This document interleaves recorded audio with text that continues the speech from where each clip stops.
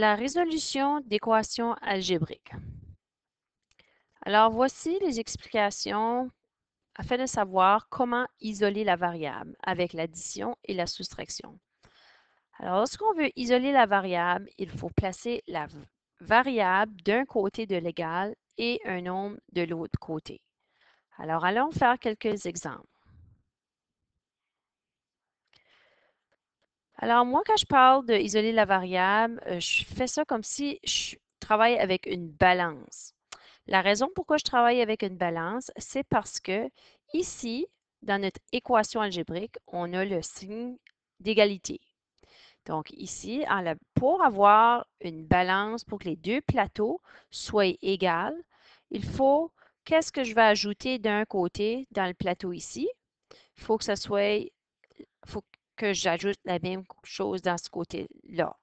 Donc, quand je vais parler de le phénomène de la balance, ça veut dire qu'est-ce que je fais dans un plateau, il faut que je fasse la même chose de l'autre côté pour que ça soit égal. Alors, si on commence. Alors ici, j'ai l'équation algébrique x plus 3 égale 9. Donc, x plus 3, c'est mon premier plateau et le 9, c'est comme mon deuxième plateau.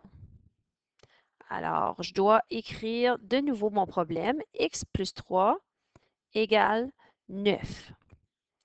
Donc, dans mon premier plateau ici, je veux isoler la variable, donc je veux la mettre seule de ce côté-ci de l'égal.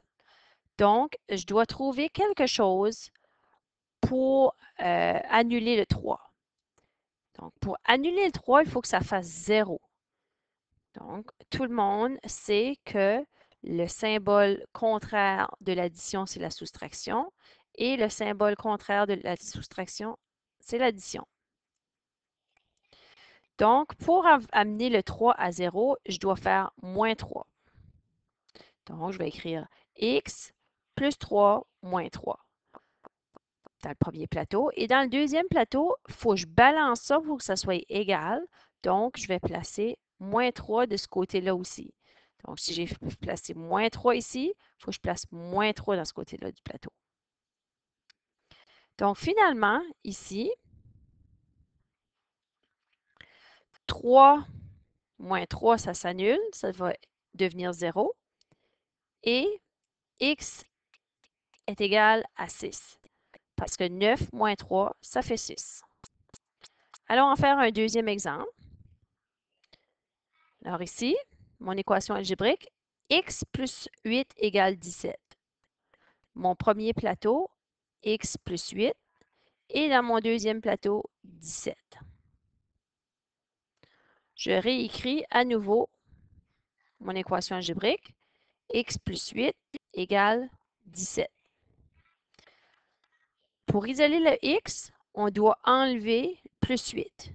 Donc, pour l'amener à 0. Ici, 8 moins 8 pour que ce soit équivalent à 0.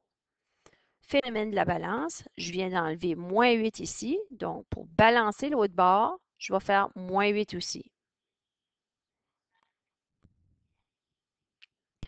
Donc, ceci, ça donne 0. Donc, je finis avec le x seul qui est égal à 17 moins 8, ça fait 9. Allons faire deux soustractions maintenant. Alors, l'équation algébrique x moins 4 égale à 6. Alors, c'est la même chose ici. J'ai toujours deux plateaux. Dans mon premier plateau, x moins 4.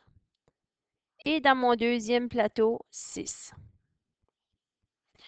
J'écris à nouveau mon équation. X moins 4 est égal à 6.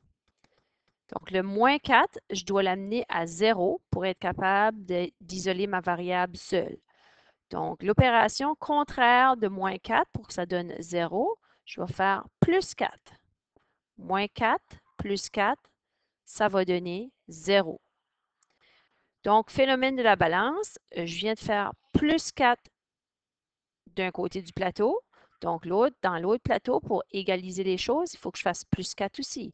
Donc, ici, 6 plus 4.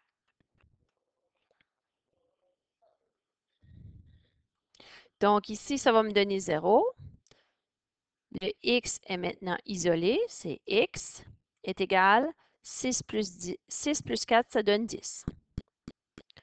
Un dernier exemple, l'équation x moins 15 est égal à 5. X moins 15 est égal à 5. Donc ici, pour l'amener à 0, il faut que je fasse plus 15.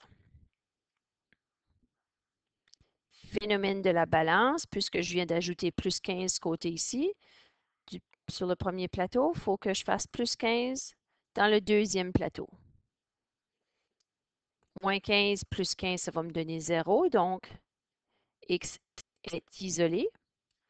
5 plus 15, ça donne 20.